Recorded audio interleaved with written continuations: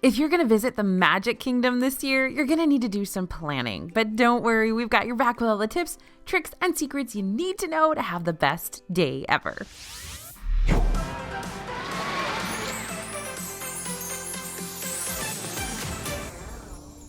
Hey everybody, it's AJ for Disney Food Blog. Whether you've been to Disney World 1,000 times or you're planning your very first trip, we want to make sure you have all the tools you need. That means sharing our team's vast knowledge of planning tips, secret hacks, and of course, all that Disney food expertise. We've been at this for over a decade, and we're in the parks learning something new every single day, so you can trust us. How do you score seats at Cinderella's Royal Table? When should you avoid Splash Mountain? And do you really need Disney Genie Plus? We've got the answers. Here at DFB, we're Disney experts, and today we're bringing you the ultimate guide to the Magic Kingdom in 2022. Oh, and stick around till the end for some DFB top secret tips. Hey, we know you love taking notes on these videos, so we made it easy for you. All the info I'm about to share with you is already written up in a free printable download that you can get by heading to disneyfoodblog.com/MK2022. When you give us your email, we'll also sign you up for our totally free newsletter so you can get the latest Disney World updates sent straight to your inbox. All right, first tip in our ultimate guide to Magic Kingdom, when to go. Planning your Magic Kingdom day is going to start weeks or even months before you actually step foot onto Main Street USA. Why? Well, park pass reservations. To get into any Disney World park, a ticket is not enough anymore. You also need to make a reservation, and you're going to want to do that ASAP. Park pass reservations can sell out and often do on busier days, so don't get shut out of Magic Kingdom because you waited too long to make that park pass reservation. That might mean you're deciding which days you're going to be in Magic Kingdom literally months before you go. If you're traveling during a less busy time of the year, you don't need to worry too much about which day you choose. But if you're visiting when the parks are packed and you're looking for lighter crowds, you might want to avoid weekends in Magic Kingdom, or at least Saturdays. That tends to be the busiest day of the week in that park. Once you've locked in your park pass reservations, there aren't too many other things you need to worry about until literally the day you head into the park. Just be ready to be up bright and early if you want to get the most out of your day. And don't forget to make any sit-down dining reservations 60 days ahead of your visit. All right, if you're staying at a Disney World officially owned hotel, you get one major perk that can have a huge impact on your Magic Kingdom day. Hotel guests can get into the parks 30 minutes before everyone else does. And trust me, 30 minutes is enough time to knock out a ride that everyone else might end up waiting hours in line for later in the day. If you're staying at a deluxe Disney resort, those are the super pricey ones, you'll also get exclusive nighttime hours in Magic Kingdom once a week, either on Monday or Wednesday, depending on when you're visiting. You'll get full access to rides for 2 hours after the parks close to everyone else. Wait times are short then, but a deluxe hotel costs a pretty penny, so you got to kind of figure out, is it worth dropping those dollars, or should you just spend that money on extra days in the park? A lot of folks will arrive at park opening, but even more will trickle in by around 10 a.m. The earlier you arrive, the more time you have before the crowds descend on the park. Since you want to get to Magic Kingdom the very first thing in the morning, you're going to want a solid transportation plan. If you're staying at a Disney hotel, buses, boats, and the monorail will start running around 30 to 45 minutes before the park opens. You'll want to get in line before then because, there's going to be a line. If Magic Kingdom is your top priority and you've got the cash to make it happen, staying at one of the 3 monorail hotels, the Contemporary, the Polynesian, or the Grand Floridian, will dramatically reduce your travel time to and from the park. You can even walk there. Now, one big thing to note, if you're driving yourself, taking a rideshare service, or staying at a Good Neighbor hotel, those are hotels that have a partnership with Disney World, you're going to get dropped off at the Ticket and Transportation Center, not the actual park. Ticket and Transportation Center, by the way, is the parking lot for the Magic Kingdom, but once you're there, you need to take a monorail or a ferry boat to get over to the park, so plan for some extra time. Oh, and if you used to use that hack of getting dropped off at the Contemporary and walking over to the Magic Kingdom to save some time, know that you will likely be turned away unless you have a hotel or dining reservation, so better to play it safe and by the rules and get dropped at the Transportation and Ticket Center. If you're planning to start your day in another park but still want to spend some time in Magic Kingdom, remember that you'll need to pay extra for a park hopper ticket add-on if you want to visit more than one park in a day. And you're going to need to wait until after 2 p.m. to visit your second park. And you'll still need to make a reservation and visit that first park before you head to Magic Kingdom. Does that all make sense? Park hopping, have to pay extra for that ticket, can't hop to another park till 2 p.m., still have to make a park pass reservation for the first park you go to before 2 p.m. before you can park hop to another park. Get it? Yeah, I understand. It's a lot. You can also see and do a lot if you arrive in the afternoon, but the early bird always gets the worm at Disney World, and the worm, I guess, is the shortest lines for the rides of the day. But of course, there's a way to pay for the convenience of sleeping in, sort of. All right, we're moving on to Disney Genie in the Magic Kingdom. Disney Genie Plus might be the most contentious Disney topic of the moment. Whether you're still lamenting the loss of the free Fast Pass Plus, or you've already learned the ins and outs of Disney's new pay-to-skip-the-line system, we've got tips for you. Disney Genie Plus will cost you $15 per day per person, and for that price, you'll get access to lightning lanes at certain attractions. Now, lightning lanes are ways to skip the lines at these popular attractions. Rides like Big Thunder Mountain Railroad, Splash Mountain, Peter Pan's Flight, they all have lightning lanes. But if you want to ride Seven Dwarfs Mine Train or Space Mountain, you're going to have to pay individually for those rides. That's going to be about $7 to $12 per person per ride, depending on the day and how busy everything is. Yep, that's right. There's surge pricing to skip the line at these Disney World rides. But unlike Fast Pass, you won't need to worry about reserving a time slot to skip the standby line ahead of your trip. You do it all day of. If you know you're going to use Genie Plus every day of your trip, you can buy in advance. But if you only want to use it 1 or 2 days, you'll have to wait and buy it the day you want to use it. And those individual attraction selections, those are those super fancy rides that have surge pricing, you can only get those the day of as well. But hotel guests get an extra perk here. If you're staying at a Disney official hotel, you can book Genie Plus rides and individual attraction selections, those extra fancy rides, starting at 7 a.m. Everyone else is going to have to wait until the park opens to make their first reservation. Those individual attractions can sell out before park opening on busy days, so this is a major perk for hotel guests. And remember, in Magic Kingdom, individual attraction selections are Space Mountain and Seven Dwarfs Mine Train. Most of the other rides will be included in your Disney Genie Plus $15 purchase.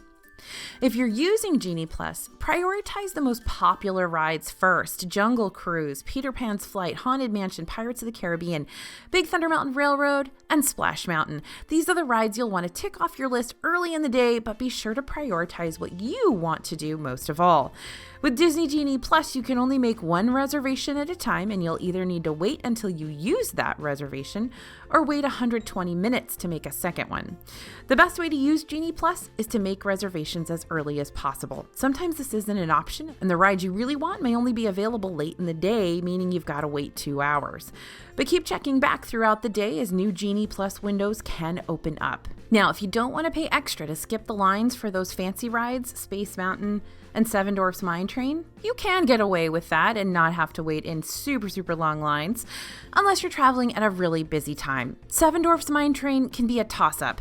If you can ride it first thing in the morning or last thing at night, the lines may be short enough that you're better off saving your money and not paying for the skip the line perk. But if you must ride during the middle of the day, you'll probably want to spring for lightning lane access on that one. Fancy rides aside, Magic Kingdom has more rides included in Genie Plus than any other park, making it a better buy than the other parks.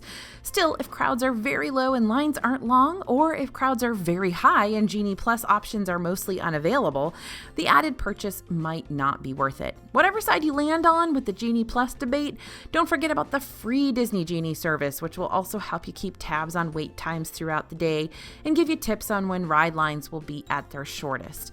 You can 100% do Magic Kingdom without buying Disney Genie Plus. You'll just want to prioritize your top rides first thing in the morning and take advantage of any extra time you get in the parks. And if you're really averse to waiting in lines, Disney Genie Plus can really be great, even if you are paying for it. Whew, okay, I think I need a palate cleanser after all of that Disney Genie talk. So let's talk dining. All those rides and the planning they take can work up an appetite. Luckily, Magic Kingdom has some of our DFB favorite snacks and some of the most iconic restaurants in all of Disney World, because of course it does. It's Magic Kingdom. So if you want to dine in a castle, then you can book reservations for Be Our Guest restaurant or Cinderella's Royal Table 60 days in advance. These book up super fast, y'all, so be ready to make that reservation right at 60 days, right at 5:45 a.m. Eastern. If you miss out, these are really tough reservations to get, but keep checking back. Sometimes the reservations will open back up when people make cancellations. One thing to keep in mind, Cinderella's Royal Table requires prepayment, so you'll be forking over that $42 to $62 per adult charge as soon as you book. Not sure if these expensive experience meals are right for you? Well, we got full video reviews of both Be Our Guest restaurant and Cinderella's Royal Table to help you decide. Now, if you're not into the majorly iconic Magic Kingdom restaurants but still need a sit-down meal, you've got options. The Crystal Palace serves up classic buffet favorites. I don't know how your favorite could be a buffet, but maybe it is. Though Winnie the Pooh and friends have not yet returned as of January 2022. Liberty Tree Tavern offers Thanksgiving dinner every night of the year and every lunchtime too. And they have an amazing ooey gooey toffee cake, one of my favorite desserts in Disney World. The Plaza restaurant has some of the best bargain meals and home style favorites. This is comfort food at its best, and right now they've got a great Monte Cristo on the menu. Skipper Canteen is where you want to go if you've got a more adventurous palate and you love the Jungle Cruise. Tony's Town Square may be the Olive Garden of Disney World, but it's a park staple nonetheless. Probably would be the least recommended by yours truly, but if your family's super into Italian and that's the only option you want, go for it. You do you, y'all. If none of these are right for you, though, there are even more options if you're willing to head outside the park, which may be an easier reservation to get, I'll be honest. Take the monorail to Steakhouse 71, Chef Mickey's, Contempo Cafe or California Grill at the Contemporary Resort, Kona Cafe, Captain Cook's, Trader Sam's or Ohana at the Polynesian, and Citrico's, Narcoossee's, Grand Floridian Cafe or the Enchanted Rose Lounge at the Grand Floridian. These are all great options if the parks are crowded and you need a little break. Note that some of those lounges aren't going to be open until the evening hours. My favorites from this list right now, probably Steakhouse 71, which is a brand new restaurant. You guys know I love it, but they've got a killer burger and they're pretty much going to make everybody happy with their particular menu. Contempo Cafe and Captain Cook's are two of my favorite counter service, that means fast food restaurants in Disney World. They both do a really, really good job. Ohana is one of my very favorites. Breakfast there is fun and dinner is even better, but it is pricey and it's hard to get a reservation. And Grand Floridian Cafe is absolutely one of my favorite restaurants. It is 100% underrated. If you go there, I really think you're going to like it. But if you want to stay in Magic Kingdom and want a fast food meal instead, here are your choices. Cosmic Ray's STARLIGHT Cafe's got classic burgers. Mostly they're, hockey puck Disney World burgers. Not awesome, pretty overdone, but still, your kids are going to like them. Fries, chicken nuggets, all the theme park staples at Cosmic Ray's. Casey's Corner is home to footlong chili dogs and corn dog nuggets, which we obviously dip in plastic cheese. And if you arrive early when they first open, you might be able to throw out the first pitch at this baseball-themed restaurant and maybe even get a free brownie. Hey. Columbia Harbor House is where you're going to find some healthier options like grilled salmon, though they've got some great fried goodness here as well. Columbia Harbor House is pretty well understood as being the best fast food in Magic Kingdom, just heads up. The Friar's Nook has tot bowls topped with mac and cheese or chili. There's bacon happening over there. That is a kiosk though, and only outdoor seating. Pecos Bill Tall Tale Inn and Cafe serves some fan favorite Tex-Mex dishes. Pinocchio Village House is where you're going to find those Disney puffy pizzas, but really, you're going to come for the view of It's a Small World and the garlic knots. Tortuga Tavern probably won't be open when you visit, but occasionally they open and they have some really cool dishes like a peanut butter Nutella and banana sandwich. Then again, you could bring that from home. Tomorrowland Terrace and Aunt Polly's are also very rarely open, so if you see them serving food when you're there, you know it's a really, really busy park day. And you probably knew that already. Try to avoid dining at peak meal times. If you're opting for counter service meals around noon for lunch and 6 p.m. for dinner, that's not smart. I myself was in a park just in November and made the super dumb choice, dumb for me, maybe not dumb for you, of booking my mobile order for noon. And the sea of humanity that greeted me when I got to that restaurant was just kind of overwhelming even for me, and I was very upset with myself. So please try to eat at off times, like 10:30 a.m., 11 a.m., maybe even like 2 or 3 p.m., kind of do that midday late lunch kind of situation just to avoid all the people. Now, speaking of mobile order, let's talk about that. Most fast food restaurants and kiosks offer what's called mobile order, which is using your little Disney World app to order your meal ahead of time and then going and picking it up when it's ready. You'll want to place that order early, and by early, I mean like 9 a.m. to get your preferred dining time. But remember, even if you order ahead, you might have trouble finding a seat if you plan to dine during those peak times, just like I did when I was there at noon. What is wrong with me? Instead, don't fight the crowds. Eat at 11, eat at 3. Now, if you're trying to be a bit more spontaneous, that free Disney Genie can help you track down the nearest restaurant and the restaurant with the soonest pickup time or walk-up waitlist time available. Now, about those snacks, let's talk snacks. Don't miss out on a must-try 50th anniversary snack like the Tropical Serenade Dole Whip float at Aloha Isle.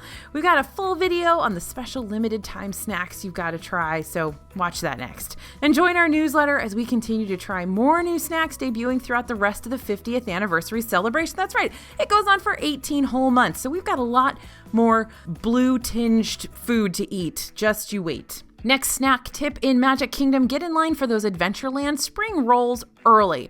The spring roll cart will open around 11 a.m. When they sell out, they close up shop, so get them as an early snack. Usually they're hamburger or pizza or that special 50th anniversary flavor spring roll, and they're pretty good. They're one of the most unique snacks you can get in Magic Kingdom, which you can take that however you want, but they're usually pretty good. Also, remember that the flavors change up regularly, but we have never found one we don't like. Over at Sleepy Hollow Refreshments, the Nutella and fruit waffles have been a longtime DFB fan favorite and a DFB favorite, and they're only sold at breakfast right now. So if this is something you want, order it before 11 a.m. over at Sleepy Hollow Refreshments. And keep an eye out for special Dole Whip treats. Dole Whip is a soft serve, usually pineapple flavored, but they got lots of other flavors too. And some of these specialty treats, like the Tropical Serenade, are around for the 50th, but you'll regularly find awesome frozen fruity snacks at Aloha Isle, Sunshine Tree Terrace, Storybook Treats, and Anti-Gravities. Always ask for extra icing with your cinnamon roll from Gaston's Tavern. Try my favorite snack in the park, the Cheshire Cat Tail from the Cheshire Cafe. It looks like a regular old chocolate Danish, but for some reason it's really good. I can't explain it. And if you need your Starbucks fix, you can always stop in the Main Street Bakery. Now, this barely even scratches the surface of the best snacks in Magic Kingdom, but don't worry, we got plenty of snack-centric videos for you. And a whole guidebook dedicated just to snacks. You can find those guidebooks along with snack guides for the other parks and our massive DFB guide to Walt Disney World dining over at dfbstore.com. Use code YouTube for a discount. And those books are guaranteed. If you don't love them, we'll give you your money back. No big deal. All right, time to talk fireworks in the Magic Kingdom. There's nothing better than ending your Disney day with fireworks. You can see Disney Enchantment every single night unless there's some seriously rough weather. This show is popular though, so you'll want to stake out your spot if you want the perfect view. To see the entirety of Disney Enchantment, stand more toward the beginning of Main Street toward the park entrance. Projections stretch all the way down Main Street buildings, but if you want to avoid the crowds and you still want to see Enchantment, try watching the show from behind the castle instead of in front of it. You'll miss projections on the castle, but you'll see the fireworks clearly, and you won't be shoulder to shoulder crowded against people. Plus, as soon as the fireworks are over, you can run back and get in line for Seven Dwarfs Mine Train, while everybody else is in front of the castle. Ah, there's a tip. Now, if you're not so interested in the perfect view of fireworks, you may be able to catch the fireworks from Big Thunder Mountain Railroad or Splash Mountain if you time it just right. That is super, super cool though, by the way, to see the fireworks as you're like just cresting over the Splash Mountain drop. Oh my goodness, so cool. But if you're up for an extra splurge, look into Disney's fireworks dessert packages. We've got more info about those and some other upgrades in another video that you can watch next. Whatever you do, hang out and browse shops after the fireworks when the park closes to see the Kiss Goodnight, which is a short goodnight show projected on the castle. Super short, by the way. Now, this will help you prevent having to fight the crowds exiting the park. Also, heads up, I know we talk about this a lot on the channel, but a lot of you are brand new, so I want to let you know, you can get in line for a Disney World ride right up until the time the park closes. So if you jump in line for Seven Dwarfs Mine Train, or Space Mountain, or Splash Mountain, or any of those, right at 8:59 p.m. if the park closes at 9, you will still get to ride. They're not going to kick you out if you're in line the last minute the park is open. Next up, we're going to talk holiday parties. 2021 brought the return of Magic Kingdom's after-hours events for Halloween and Christmas. They looked a little bit different than they have in the past, and we're not sure what the 2022 season is going to have in store. But if you like themed entertainment like parades and fireworks, exclusive merchandise, rare character sightings, and snacks you won't find anywhere else or any time else, and a $170 plus price tag doesn't scare you, then you might love the Halloween and Christmas parties held annually in Magic Kingdom. We review the events every year on the first night, and we'll be the first to let you know when dates are announced for these special events in 2022. You can go ahead and watch our videos reviewing the Halloween and Christmas parties from last year so you kind of know what to expect. And also stay tuned here to DFB Guide. We'll let you know when those tickets come up for sale. All right, other things to consider in Magic Kingdom. Daytime parades are coming back for 2022. The Festival of Fantasy Parade is back as of early 2022, but we don't know exactly when. We still don't know when that Tron coaster may open there in the back of Magic Kingdom in Tomorrowland. Delays are making a 2022 opening look less likely for this thrill ride addition to the park, but anything could happen. Speaking of anything happening, rules can change at any time. Park hopping has started at 2 p.m. for a long time now, but that time could change. It'll always be listed in the My Disney Experience app right alongside park operating hours, which, by the way, can also change. Genie Plus pricing could increase. We've already seen how the individual attraction/fancy ride pricing can vary by day and season. We'll be keeping an eye on the price of this add-on, and ride lineups could change. Space Mountain was briefly added to the standard Genie Plus lineup, and we hope to see that happen again. But again, stay tuned to our newsletter, and we'll keep you updated on all those changes. The 50th anniversary celebration is continuing. Like I said, this party started October 1st, 2021, but it's going to go all the way into 2023.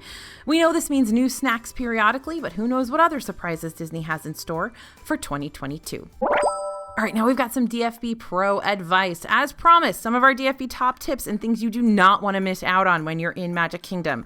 We'll share a little secret from each land. In Fantasyland, you can meet some rare princesses at Fairy Tale Hall.